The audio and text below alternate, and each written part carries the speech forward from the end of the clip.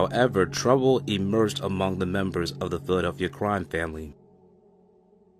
Narducci's boss, Angelo Bruno, was killed in 1980, causing friction amongst Bruno crime family soldiers. Bruno's successor, Philip "Chicken Man" Testa, took the reign as boss of the family. However, Frank "Chicken" Narducci has been reported to be enemies within the team. Narducci was reported to have a lot of money, but not a lot of power. When Bruno was living the final moments of his life, he was at odds with his underboss, Philip Testa. Bruno was expected to demote Testa and make Narducci as his underboss. However, Bruno was killed before getting the approval of a commission. The commission is the syndicate of all the bosses of the crime families in the United States. Therefore, Narducci was left in a stagnant position, and the seeds of treachery were planted all over the crime family of Philadelphia. When Scarfo and Leonetti were transitioning their power to the Jersey Shore, Philip Testa losing it on the streets of South Philadelphia. Basically, Chicken Narducci was back to his old tricks. The same stuff he was doing with Angelo, plotting against Phil Testa. He now started doing it with the underboss Pete Casella. Then on March 21st, 1980, on a rainy, stormy night, Angelo Bruno was killed in front of his home. A shotgun killed the docile Don and sent shockwaves to the criminal underworld. The commission, also known as the bosses of the five families of New York, decided to make Philip the Chicken Man Testa the new boss of the family. Originally, the commission wanted to make Nicodemo, Little Nicky Scarfo, to be Bruno's successor, but he declined and wanted to wait his turn since he was close with Testa, and he was hoping Testa would place him as the underboss. However, Testa would make Pete Casella his underboss. Scarfo will be a consigliere. Frank "Chicken" Narducci was also not happy about Scarfo's ascension to the top spot, but he could do little about it. Narducci had two sons, Frank "Chicken" Narducci Jr. and Philip Narducci, whom he could count on, and they were also a few associates whose loyalty he might be able to put to the test. Now we go over Philip Testa and Chicken Narducci's relationship. As their relationship began to unfold turn of the worst, Chicken Narducci requested $50,000 to borrow from Philip "Chicken Man" Testa. Testa was aroused by Narducci's request, and then he was aware because in the world of the mob, if someone borrows money from another guy, knowing they would have to pay it back, they would usually be killed so they would not have to repay the debt back. And Philip Testa was aware of this method because Philip Testa used this method against one of his own made guys. For example, Frank the Barracuda Sindone was a co-conspirator of the Angelo Bruno murder, and as for Vincent the Chin Gigante's instruction, the boss of the five families in New York had made sure that Philip Testa as the new boss will whack out any co-conspirators.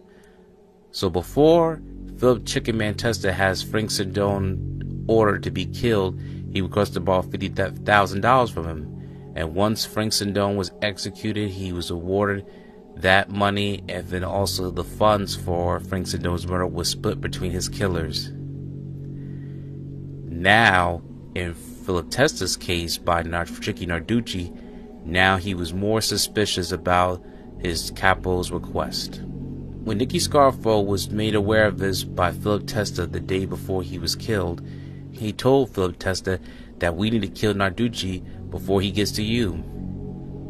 Philip Testa was so pleased to hear the words of his trusted friend that he kissed him on the cheek, but little did they know this would be the last time they would see each other.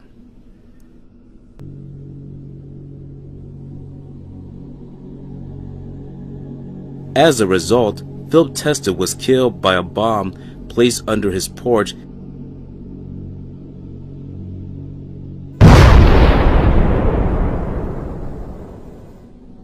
and the city of Philadelphia lost two godfathers in less than a year. By the time Philip Testa's funeral was being arranged, Frank Chicky Narducci was there, along with all the other members of the Philip crime family from Atlantic City and South Philadelphia, come to Philip Testa to arrange the funeral and wake. And Frank Chicky Narducci said, "Nick, isn't this awful? Those no good Irish motherfuckers did this to our friend." As Nicky Scarfo did not believe Frank Chicky Narducci's statement. He was already aware that Philip Testa told him that he felt that Chicky Narducci was making a move to kill him. So therefore he plays dumb and says, "What can we do, Chick? We just need to see what happens." Chicky Narducci was then unsure to what Nicky Scarfo was saying. Chicky Narducci comes up to my uncle and says, "Pete Casella wants to see you after a way to sort some things out. We want you to come to John Capello's house." Now John Capello, who was a captain, is Pete Casella's brother-in-law. His house is where Philip Leonetti got made. These guys knew my uncle was making moves with the other captains, and my uncle was almost certain that Pete Casella was in on the plot against Philip Testa with Chicky Narducci. So this is it. This on the other sit down with my uncle. My uncle tells Chicky, "I'll be there. Me and Chucky will come." And Chicky says, "Good. We'll straighten things out." Now I'm standing there and I'm hearing all of this, and I look at Chicky Narducci dead in the eye and I say, "I want Johnny Capello to come with me and Lawrence at the 9M bar as insurance." He leaves with my uncle, and Chicky comes back from the meeting, and if anyone else but my uncle or Chucky walk through the door, Johnny Capello will be dead before they would get their guns out. Do you understand me? Now Chicky's taken aback as he has a stunned look on his face, and my uncle has a half a smile on his face, and he's proud that I spoke, and says, "That's what's it. That's what it is." Johnny Capello waits with my nephew until me and Chucky get back. Chicky kind of stammers a bit and says, "Okay, Nick, we just wanted to talk, that's it."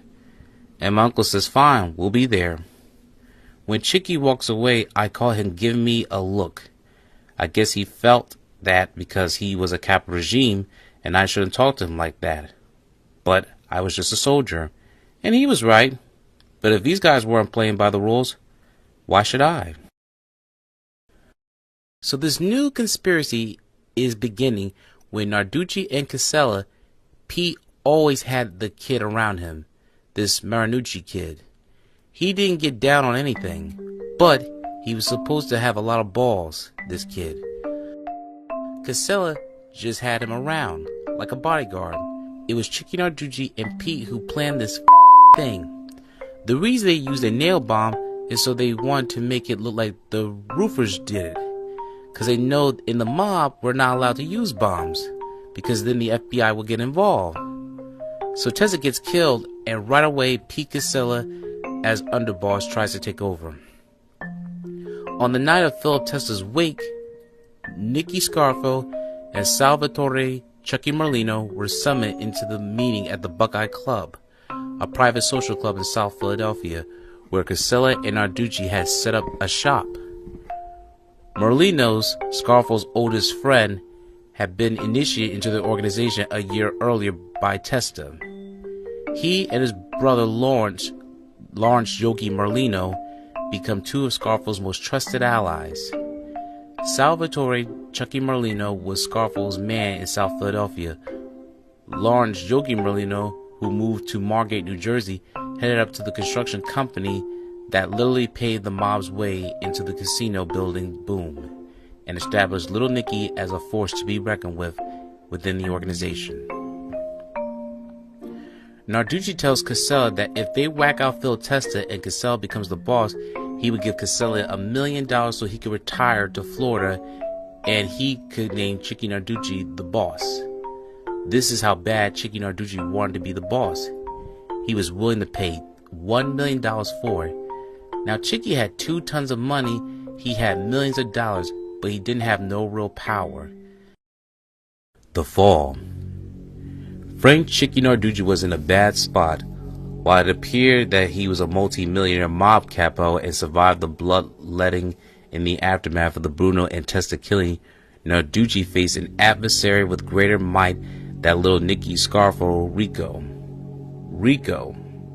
Narducci was one of the several defendants named in a 1980 racketeering indictment brought by the U.S. Attorney's Office in the Philadelphia aimed as dismantling the Bruno crime family. The RICO, also known as the Racketeering Influence Corrupt Organization statute, had become the federal government's most reliable weapon in the war against organized crime. Within the scope of a RICO prosecution, the government first had to prove the defendants were members of the organization and the organization had engaged in illegal activities. The government had to show that each defendant had participated in at least 2 predicate crimes on behalf of the organization. Predicate crimes covered under the RICO statute including facilitating illegal gambling operations, loaning money at usury rates, the trafficking. The RICO indictment charged Narducci originally including Angelo Bruno and Philip Testa, but both men had died before the case was brought to court. Jury selection began on January 4, 1982, inside the federal courthouse located on Market Street, a few blocks away from Philadelphia's Old City neighborhood, which is one of the most historic areas in the United States, home of the Liberty Bell and the world-famous Betsy Ross House. Old City is where the Declaration of Independence was first read and the Constitution of the United States was written. In all the likelihood, none of this was on Chicky Narducci's mind, as he and several co-defendants left the courthouse after an exhausting 4th day of jury selection. But Pete Casella had fled to Florida, taking with him any hope of alliance with New York. Casella had taken his best shot and failed. He managed to survive. If living dispute in Florida with his daughter being considered survival, but he was no longer a player. When Chicky Narducci and Pete Casella's plan failed to kill Nicky Scarfo and Chucky Merlino, Nicky Scarfo had an ace up his sleeve, because when he told them that he had a meeting with Vincent the Chin Gigante and the whole 5 families of New York, they were shocked, and therefore they decided not to initiate of killing Nicky Scarfo and Chucky Merlino when they were at Johnny Capello's house. Therefore, Pete Casella and Chicky Narducci's days were numbered. Pete Casella was banished by Vincent the Chin Gigante to flee to Florida with his life and never was allowed to come back to Philadelphia again. And then word on the street was that only Pete Casella was banned from Philadelphia and that nobody else knew except for Nicky Scarfo, Philip Leonetti, Chucky Merlino. Pete Casella had to give up all the names that were involved in the co-conspirating of Philip Chickenman Testa. Pete Casella had given up Frank Chicky Narducci, Rocco Marinucci, and the kid that Rocco knows. Therefore, Chicky Narducci's days were numbered. Chicky Narducci's gambling and bookmaking enterprises earned him millions for himself and the organization, so he continued to go about his business trying to avoid these crossing Scarfo and, more important, Salvatore Testa, the young capo who was now building and expanding a lucrative racket operation in South Philadelphia. Besides, Narducci had other problems. His prosecution under federal RICO statute had started within the week on January 4, 1982. Narducci, like his co-defendants Joseph Ciccicciangalini, Harry Riccobini, Mario, Sonny Riccobini, and Pat Spirito, was free on bail.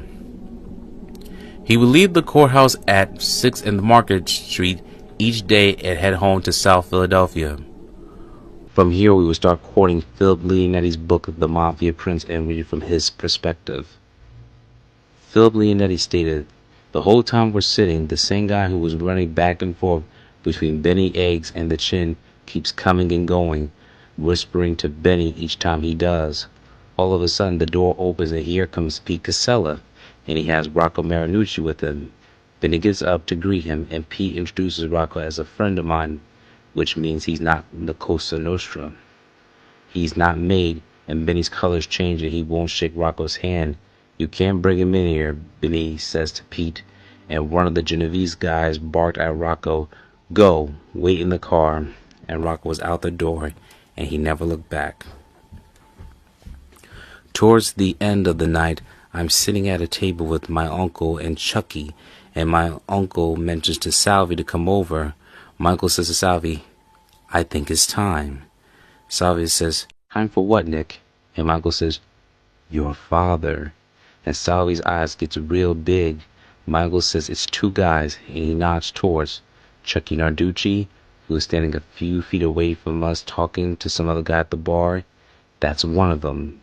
And the other one is that young kid with the pizza shop, Pete's friend. Salvi nods his head, and he's staring straight ahead in Chucky Narducci's direction, almost like he's in a trance. My uncle says, you handle it how you see fit. I want you to do this for your father and for this family. Salvi's sitting there, and his eyes had welled up with tears, and he leans up and he leans in and hugs my uncle and gives him a kiss on the cheek, and he wiped his eyes and said, thank you, Nick. And then he got up and boom, he's out the door. I think his emotion had gotten the best of him. Now when my uncle became boss, he didn't come back to Philadelphia, and he tells everyone what Pete Casella had said at the meeting with the chin and who was in on the Philip Testa murder. The word going around was that New York had Pete Casella a pass, and that they had retired him to Florida and made my uncle the boss. That was it. That was that story.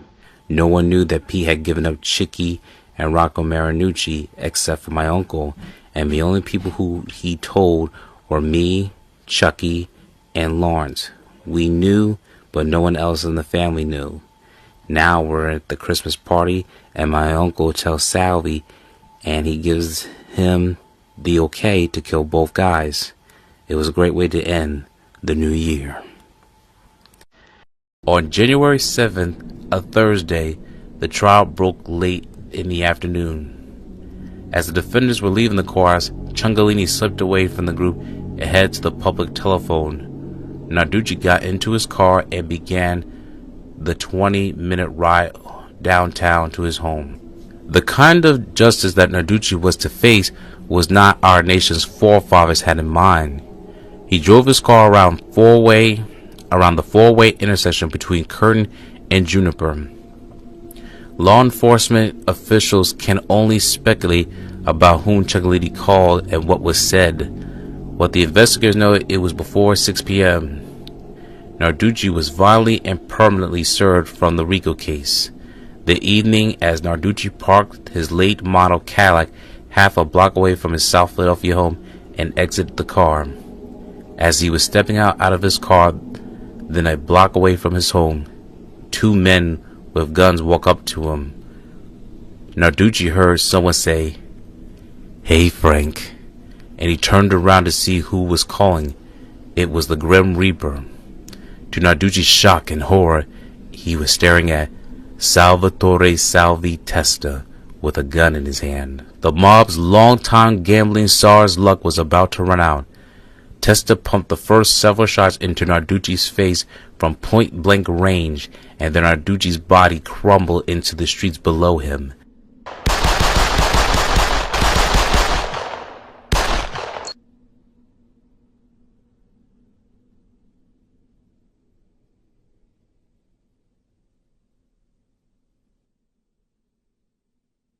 Police say it happened around 5:45 this evening, about 1.5 hours after he left his federal racketeering trial in Independence Mall. Frank "Chicky" Narducci parked his late model Cadillac Seville near the alleyway on Curtin Street, about 50 yards from his home around the corner in the 3200 block of South Broad. As he got out of the car, police say, shots rang out. Narducci was hit 9 times. He was carrying $800 in cash and checks. We have no witnesses this time, Vernon. We don't know. We know that we've been hit with multiple gunshot wounds. We know that he was in court until late this afternoon. We know this is where he usually parks every night. And so yet another classic mob hit here in South Philadelphia. The top 4 members of the old Bruno gang are all dead now. Police sources tell me that they believe that the New York mob is responsible. They speculate also that Atlantic City is still the disputed turf. Vernon Odom, Channel 6 Action News in South Philadelphia. But unlike previous suspected mob hits, Insurello did not have a known criminal record. and was not suspected as a key mob figure. His only known brush with the law was a federal indictment charging him with falsifying Army records. How's your health these days? Not so good. But it was a 12-gauge shotgun and not poor health that killed off 69-year-old Bruno. So the wars began, and of these three men who took control after Bruno's death, only Scarfo is left. Philip "Chicken Man" Testa, blown up by a bomb on his front doorstep. Frank "Chicky" Narducci, shot 10 times. Experts say what's at stake is control of numbers rackets, loan sharking, and drugs. Scarfo is said to want it all, and the battle has... Testa and another gunman, his best friend and right-hand man, Joseph Joe Pungatore, would empty their guns into Narducci's fallen body as he lay bleeding and helpless, wedged between his car and the curb, struck in the gutter. When it was over, Narducci was dead, having been shot 10 times in the face, head, neck, and chest. Salvi was on cloud 9 after he killed Narducci. That's how much he hated him for what he had done to his father. He would brag about it and said, "I made sure he knew it was me, and I gave him a second so he knew what was coming. You shouldn't have seen the look on his face when he knew I had him." The revenge of killing Chicky Narducci could be justified by Narducci's involvement in the bombing death of Philip Testa. But Scarfo's next killing seemed to be rooted in only pure evil and vindictiveness. Narducci died bleeding in the gutter. Several years later, Caramandi, Nick the Crow Caramani, Thomas Del Giorno identified the shooters in the Narducci killing as Salvatore Testa and Joey Pungatore. Testa fired the first shots and later bragged to Del Giorno that he waited until Narducci was looking him in the eye before opening fire. "I wanted to see it coming," said Testa, who asked Scarfo for the Narducci contract in order to avenge his own father's death. Scarfo was only happy to oblige. It was a time of vengeance in the Philadelphia mob, a time to settle old scores, and for some it was time to involuntarily. According to George Anastasia's Blood and Honor, it was one of the bloody ironies of the Philadelphia underworld that Narducci brothers was members of the Scarfo hit squad. Scarfo, after all, had approved the January 1982 murder of their father, Frank "Chicky" Narducci. Yet his sons, Frank Jr., who was adopted by Narducci when he was just a year old, and Philip, readily to put lives on the line for little Nicky. Testa personally killed the two men responsible for his father's death. Frank "Chicky" Narducci and Rocco Marinucci made no attempt to hide his satisfaction in those bloody acts of vengeance. Salvi used to say, "I wish that mother was alive so I could kill him again." Meeting Chicky Narducci, said Nick the Crow Caramani, "This is how much he hated this man. He had no mercy on anybody. Business was business, and killing him was business." Salvatore Testa quickly moved up the organizational ladder after the Narducci killing. He inherited most of his father's businesses, including a loan shark operation in South Philadelphia.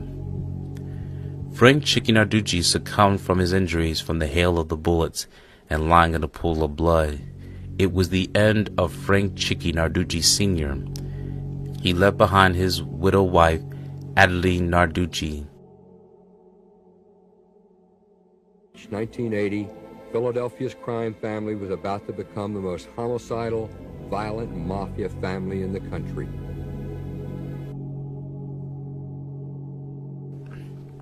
He left behind his widow wife, Adeline Narducci, his children, Susan Baldino, Philip, and Frank "Chicky" Narducci Jr., whom he adopted, and more.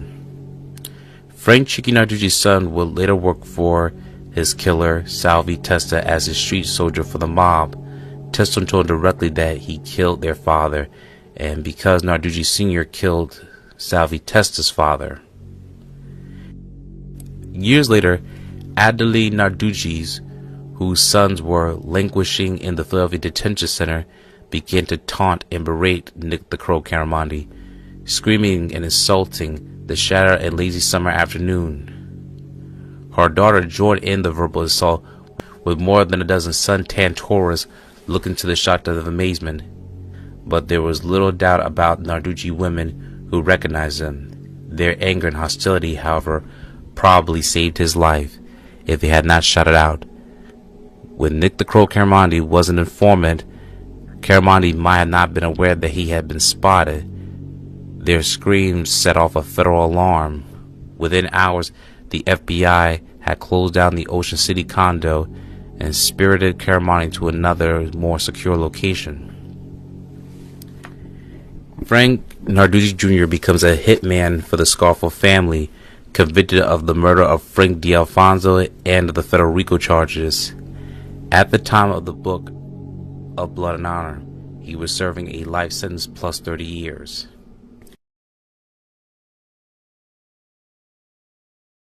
Salvatore Testa had started 1982 off by killing Chicky Narducci, one of the men responsible for the bombing death of his father on March 15, 1981.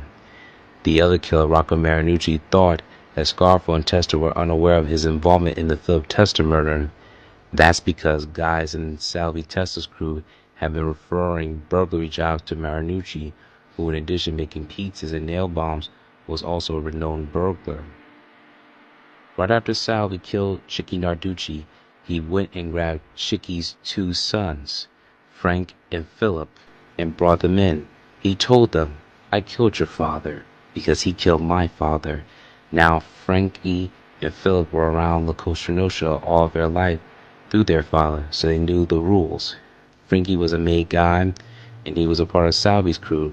Now when Salvi tells them this, they knew there's nothing they can say or do about it. If they tried to retaliate or anything like that, we would have killed them, both, and they knew it. So they accepted it for what it was, and everyone moved on. Now at the time, Frankie Narducci was tight with this Rocco Marinucci, the kid who made the bomb, so Salvi's crew, which included both Narducci brothers, are feeding this Rocco little jobs, and Rocco and Salvi's guys are making money together, and Rocco thinks he's in the clear, but this is a trap. Salvi's guys tell Rocco, "We need you to help us open a safe. We think there's a couple million there." So Rocco and Salvi's guys go to the Buckeye Club in South Philadelphia, which is Frankie Narducci's place, to go over the plan to get the safe and get the tools they needed. Rocco is thinking, this is it. This is the score of a lifetime. Now this whole time, Rocco is dealing with guys in Salvi's crew, but never Salvi himself. So they get to the club, they go inside, and the lights are out. Frankie says, must be a bad bulb. The other guys come in and Rocco is asking them if they brought flashlights so they can see, but the place is pitch black. Frankie says to Rocco, "There's some flashlights in the back room, and there's a light switch back there. See if there's working." Rocco finds a string hanging from the ceiling and pulls it, and a dim light goes on.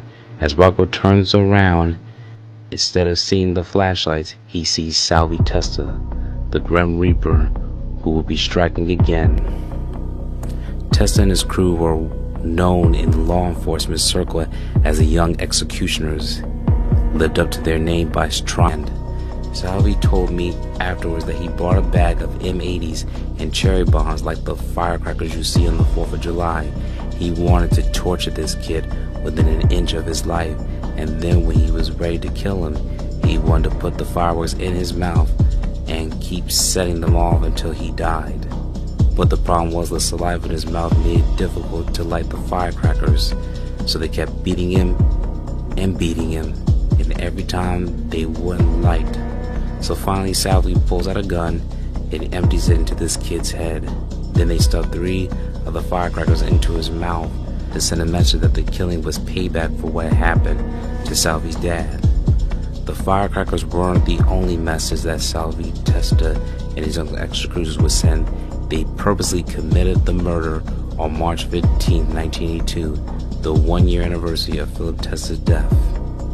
In less than a year, Nicodemo, Little Nicky Scarfo, had established his verge-on-going organization as the most ruthless regime in history of the Philadelphia mob. Gone were the docile dawn days of Angelo Bruno. Nicky Scarfo was a gangster, and the men around him were stone-cold killers. This is exactly what my uncle wanted. He wanted people to be afraid of us, and they were. Everyone was scared to death, and for good reason. Scarfo and Leonetti had turned Atlantic City into the Wild West of the 1970s with several high-prolific gangland killings, and now they were doing the same in the streets of South Philadelphia. When Scarfo and Salvatore Molino were summoned to the Buckeye Club in the night of Philip Testa's wake, Casella, Narducci, and several other associates, including Casella's young protege, Rocco Marilucci, were waiting for him. Meanwhile, the police continued stumbling upon over the bodies of mobsters and mob associates, and although the police had questioned him about the Testa contract, they were never able to gather enough evidence to link him to the bombing. Now, it didn't matter. This is timing and circumstances surrounding his death confirmed his involvement. Marinucci had been shot repeatedly in the head and chest. His hands were tied in front of his body with clothing line. His corpse was found on Federal Street in Southport, Philadelphia, Pennsylvania, and bullet wounds to the neck and chest and head. And here is some of the archive footage that we will show you now.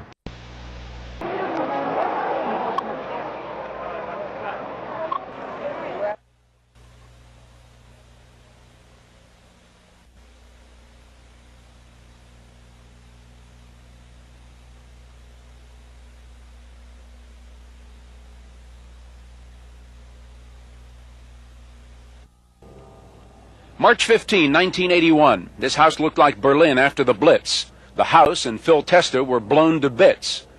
Police tell Action News that across the street from that house, that night, a van belonging to Rocco Marinucci was parked. They say it's no coincidence that 1 year to the day later, Marinucci was murdered and that 3 cherry bombs were stuffed in his mouth. Police say it looked like a case of mob revenge. This is the 1980 report of the Philadelphia Crime Commission, authored in large part by Gino Lazzeri, former FBI agent. We talked by phone tonight about Rocco Marinucci. Well, that's identified basically as a guy that likes to talk. He's a tough guy, let's just say that, tough little guy. Exactly 1 year ago tonight, Phil Testa's house was bombed, and a van which they say belonged to Marinucci was parked across the street, and there's speculation that he was killed today in retaliation for having killed Testa. That makes a lot of sense, Mark, in view of the fact, that Testa has some family left that's still alive, and possibly someone would, if someone would pass on information that so-and-so was responsible for the killing of your father, I think that, being Italian myself, I think that I could understand some reasoning behind it. Although I'm not for a minute suggesting that anyone in the family is retaliating for their father in this particular case. All this violence started here 2 years ago next Sunday, March 21st, 1980. The local godfather, Angelo Bruno, gunned down in front of his house on Snyder Street. Since then, a dozen mob-related deaths, and experts like Gino Lazzeri don't think it's over yet. I'm Mark Howard, Channel 6, Action News.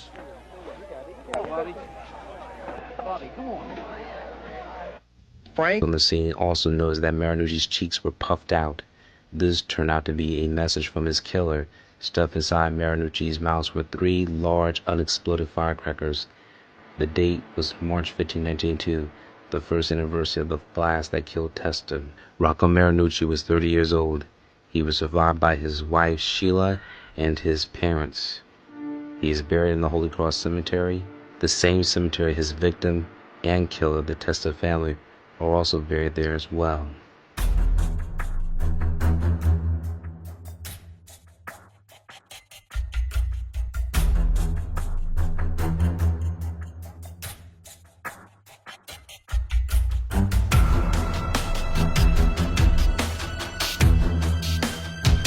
This concludes our Philadelphia crime family story. This is Philly Productions. We look forward to you to watching our documentaries. Thank you for watching this video. Please be sure to subscribe to our channel and check out more of our content. Feel free to give your feedback and suggestions on who we should do next in the comments. This is Infinitely Productions. We love you!